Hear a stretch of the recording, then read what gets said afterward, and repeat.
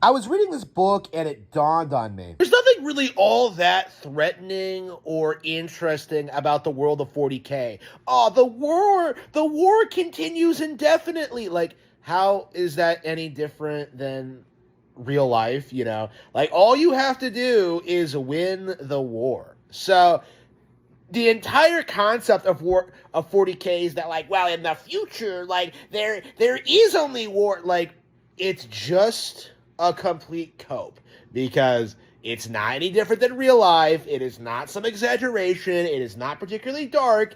As long as you win, you're fine.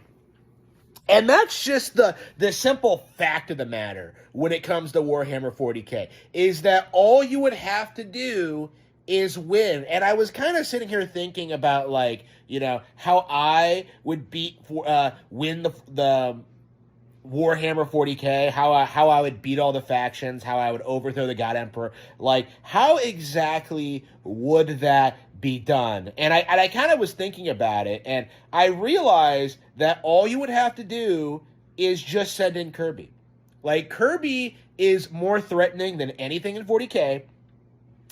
He's able to beat all of the Chaos Gods. He's able to defeat all the Ultramarines. He's able to just deal with every threat the setting has to offer with no possibility of him losing. Because Kirby is just deals with worse nonsense than this all the time. Like, the simple fact of the matter is, the average Kirby final boss is on a level far beyond anything that can happen in 40K. Kirby kills that thing. Kirby beats that thing. Kirby beats that thing. Like, look at all these just, like, basic bitch Kirby enemies that can't possibly do a thing to him. Just unbelievable. Like, all the weapons, all the numbers, all the resources, all the different factions, all of them just fall to Kirby. Considering the nature of the Kirby universe, how Popstar is this paradise, but everywhere else is filled with all these crazy demons and all these crazy monsters and all these things that are just everywhere, that every game is coming up against a new unknown threat. It is not unreasonable to assume that Kirby actually does take place in the Warhammer 40K universe. The difference being is that Popstar has Kirby on it. Like, all you really need is one thing to produce a completely safe, unique location in the setting, and suddenly the entire concept of 40K kind of collapses. Like, oh, we're in endless war. Everything is terrible. Like, not on Popstar. You know, because if you try and mess with Popstar, Kirby will stop you. You know, Nova, like, tries to destroy Popstar with, like, you know, these crazy otherworldly wishes, you know? Like, people wish on it, like, oh, I want $1 million. Okay, I'll put it on a meteor and then send it crashing down into Popstar. Like, nothing in 40K is like that.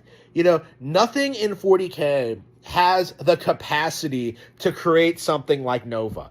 And Kirby was able to beat it effortlessly several times. Actually, like, a lot of the Kirby characters are able to do it in Air Riders, but, like, the simple fact of the matter is that because Kirby exists and because he's able to protect Popstar from the threats of the universe, not the meager galaxy, like, clearly the existence of Popstar completely refutes the notion of Warhammer 40K as a concept, because if there's nothing that any of the factions in 40K can do to Popstar, it's only a matter of time until the entire, like, endless war situation just completely collapses, and just more and more and more civilizations like Popstar start popping up. You know, Ripple Star in Kirby 64. You know, there was some, like, crazy otherworldly dark matter thing, you know, possessing the fairies there. You know, Kirby goes there, wins,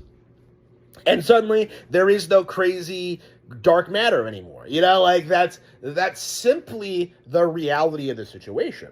Like, Kirby is just so much greater than anything in 40K. Like, you just can't take 40K seriously.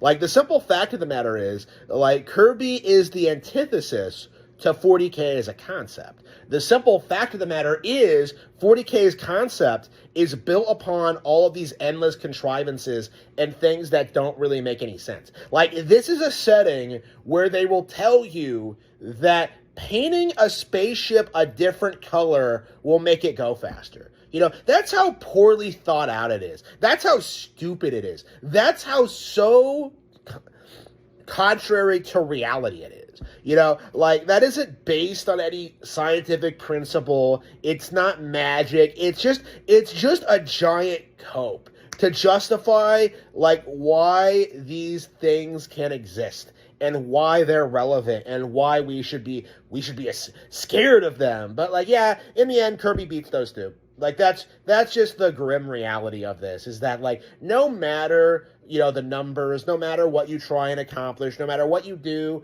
you are going to fall to Kirby and his friends. That's the simple reality of it. You know, when Kirby saved Susie from the planet Robobot, you know, when Susie took over the company, like, you just know she's going around mechanizing more worlds to protect them from the Warhammer 40K setting.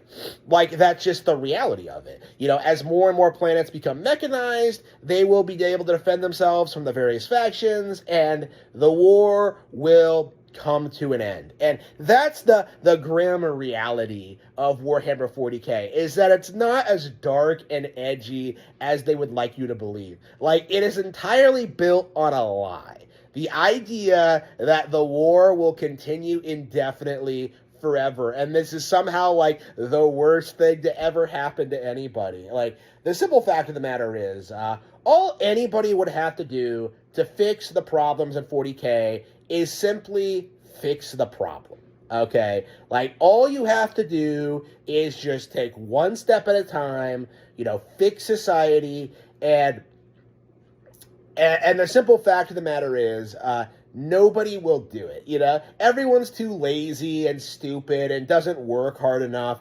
And the simple fact of the matter is, if you're like that, your society isn't going to sustain itself, okay? The reality is, Warhammer 40K simultaneously is this completely advanced, like, this incredibly advanced civilization filled with, like, religious dipshits who don't know the first thing about what they're working with.